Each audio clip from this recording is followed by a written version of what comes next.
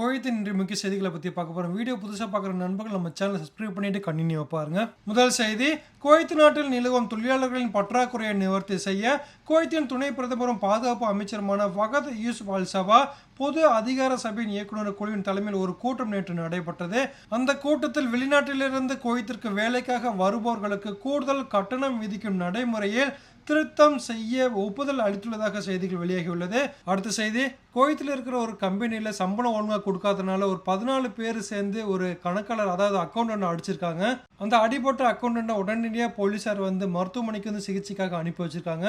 பின்னர் அந்த தாக்குதலில் ஈடுபட்ட 14 பேரையும் குவைத் போலீசார் கைது பண்ணி சிறையில் அடித்ததாக செய்திகள் வெளியாகியுள்ளது. அடுத்த செய்தி, குவைத்தில் உள்ள சுவைக் துறைமுகத்தில் சுமார் 2.5 மில்லியன் புகையிலை மூட்டைகளை சுங்கத்துறை அதிகாரிகளால் கைப்பற்றப்பட்டிருக்கு.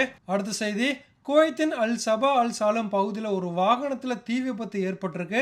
இந்த சம்பவத்தில் ஒருவர் பரிதாபமாக மரணடைந்த செய்திகள் வெளியாகியுள்ளது. இப்போது குவைத்தில் வெயில் காலம் அதிகமாக ஆரம்பிச்சிருச்சு. அதனால எந்த வாகனம் எப்போ ஃபயர் ஆகும்னு சொல்ல முடியாது. அதனால வாகனம் ஓட்டும் நண்பர்கள் எப்போதுமே கவனமாயிருங்க. எப்போதுமே ஃபயர் எக்ஸ்டிங்யூஷர் பக்கத்தில் வச்சுக்கோங்க. இது போல குவைத்தின் முக்கிய செய்திகளை தெரிஞ்சுக்கலாம். சேனல் சப்ஸ்கிரைப், லைக் பண்ணி பெல் பட்டனை கிளிக் பண்ணி வச்சுக்கோங்க. மீண்டும் அடுத்த வீடியோவில் சந்திப்போம். நன்றி.